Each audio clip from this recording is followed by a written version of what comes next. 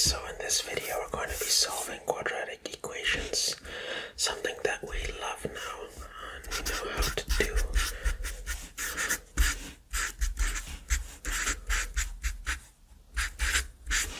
So let's say I have this function or this quadratic equation, and this is basically representing a balloon that is going to be slowly falling from the top of a building downwards, and it's modeled like this. So t is seconds and h is height in meters. So one of the first things I want to do is find the domain and range of this function, not because I want to, but because I've been asked to on a test or something. So one of the easiest ways to do this is to basically take it. Right now it's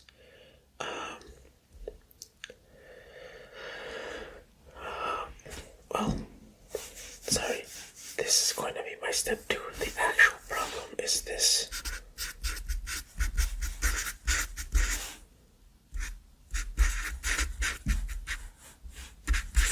That's the problem. I want to take this from standard form and go into vertex.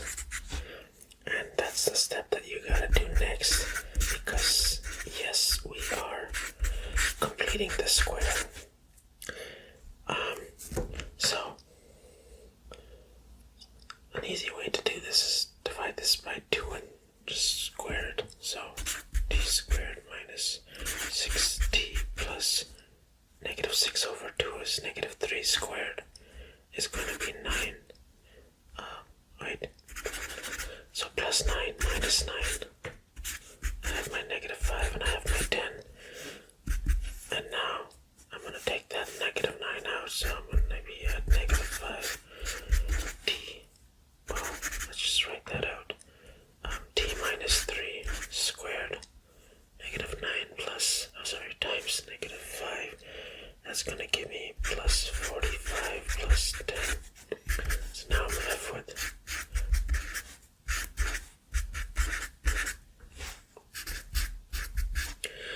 now I have my vertex. So domain and range, I know that it's going to point downwards, and my point on this graph is going to be 3 over and plus 55. So 3 comma 55 is my point. So my x range is going to be in this specific word problem, I cannot have a negative time, so it's going to be time er, but time greater or equal to 0.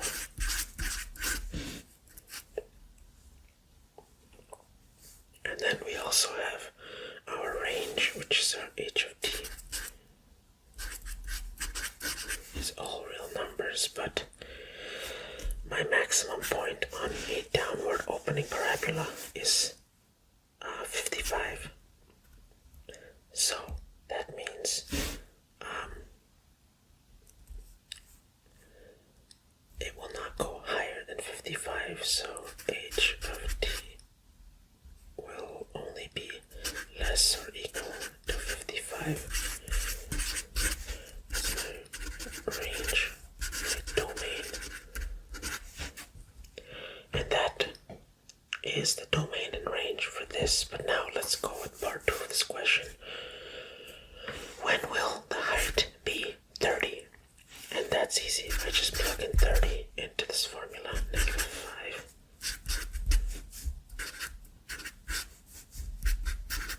And I solve. I'll take the 55 out from both sides.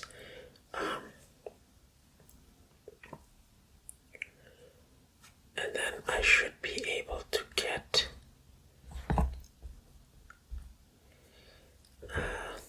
on. Nope, I don't want to do that. That is not the best way to go about this. I should use the quadratic formula. This is a quadratic function.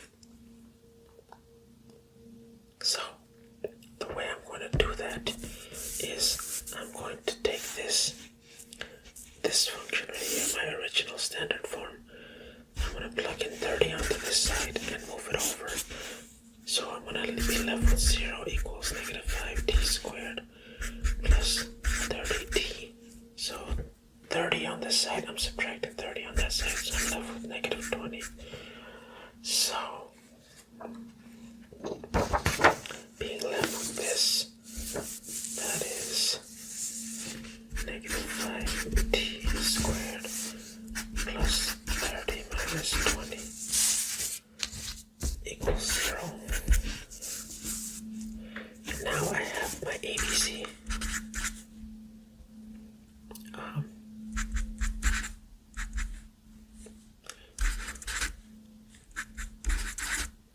So if I plug this into my quadratic formula, I got my negative b plus or minus square root of b squared minus 4ac, which is 30 squared minus 4 times a, negative 5 times c, all over 2a. So if we were to do that, 900, I believe, minus, oh no, 3 times 3, yeah, oh no, wait, my BC is negative, sorry, so that should give me a negative number. 4 times 5 is 20, 20 times 20 is 400, 900 minus 400 is 500.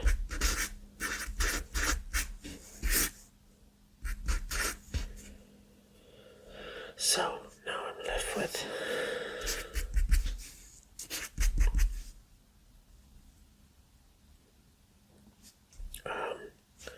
well, the root of 500 is approximately 22.36.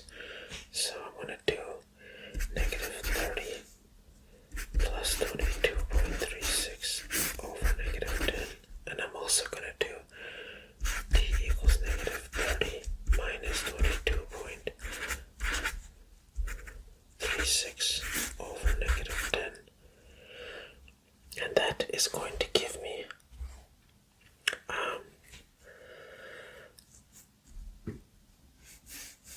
one of them is going to give me 0.764 and the other one is going to give me 5.236.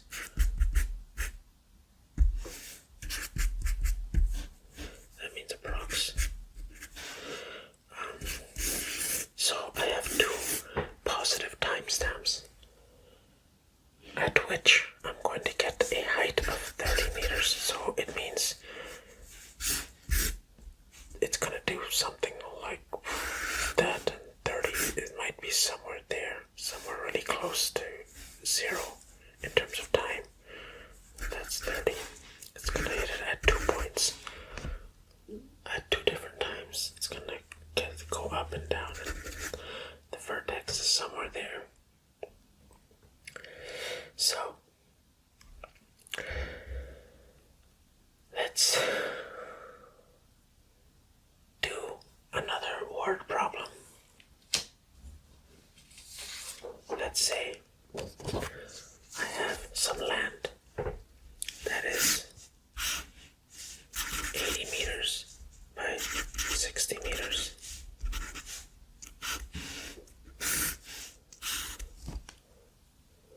And let's say that I have inside this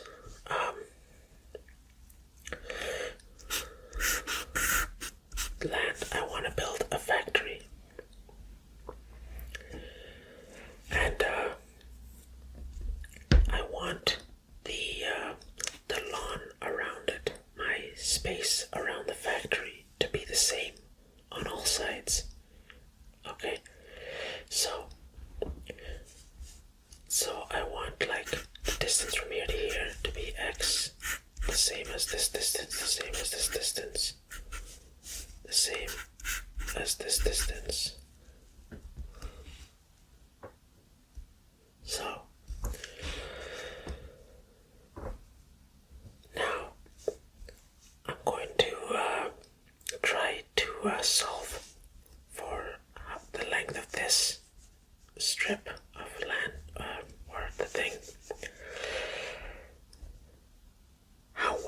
lawn is, and I also want the dimensions of this factory.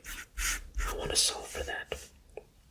I know this is 80, and I'm going to subtract x from this side, x from that side, so the factory is going to be 80 minus 2x on that side, and then 60 minus 2x on this side, because this is 60, and I'm minusing x here and x here. So, now we can find out the actual dimensions of the factory. Well, I have the dimensions here. This is going to be the dimensions.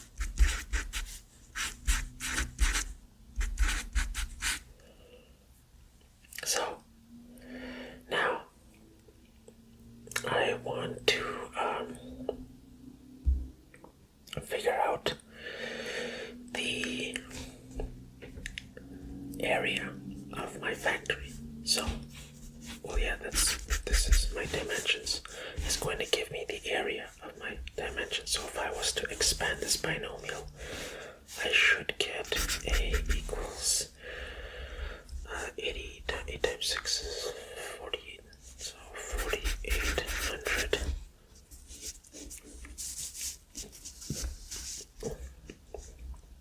minus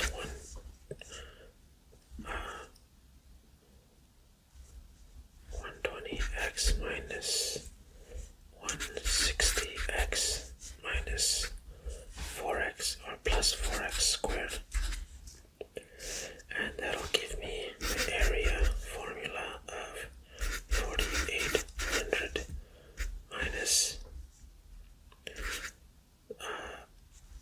280x plus 4x squared. And now the area of the lawn is going to be the total area. So 80 times 60 is so my lawn area is going to be like this part here. That's going to be the total area minus my factory area, which is going to be 4,800 minus that formula. So it's going to be minus 4,800 plus 280x minus 4x squared. So that'll cancel out, and I'm just left with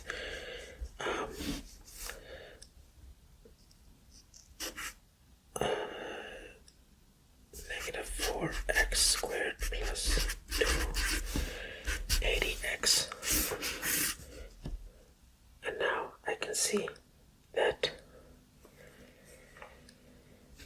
my formula for the area of the lawn is going to be similar, or when I subtract that from the total area that I have available. Now I have two formulas. I know that from my word problem, the area of the grass, this area, is going to be the same as this one. That is given to me in the problem statement. May have missed it earlier in mentioning that. But now I actually have the area of the lawn and the area of the factory, and I know that they're going to be the same, so I can actually just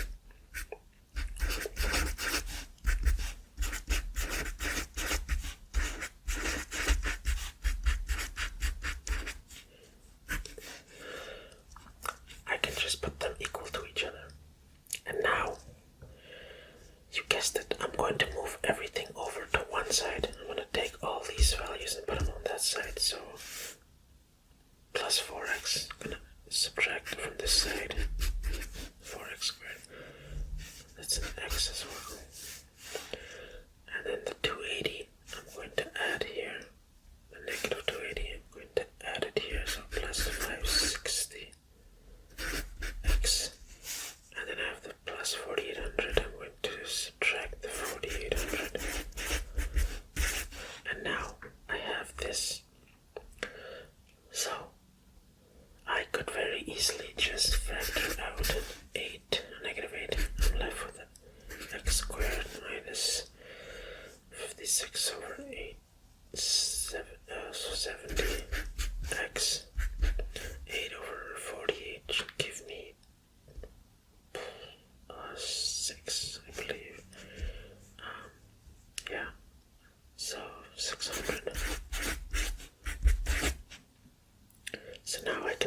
this out.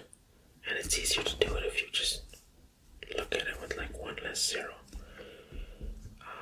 But yeah, so we can do 6 and 10 and turn that into 60 and, well, yeah, 6 and, well, you get the point. So I'm going to have x, well, they're going to be the same sign, so x minus,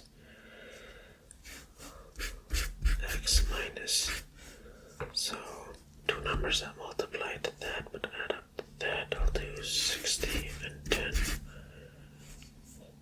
600 and negative 60. So let's do our two solutions, x equals 60 and x equals 10. From common sense, we can see that it cannot be this one because this is 60. We can't have that little x value being 60, so that is out of the question. So x equals 10. That is what our value is going to be. And to solve our initial problem, the dimensions of our factory, 80 minus 2x, which is 80 minus 20, so 60, and then 60 minus 2x, which is 40, so 60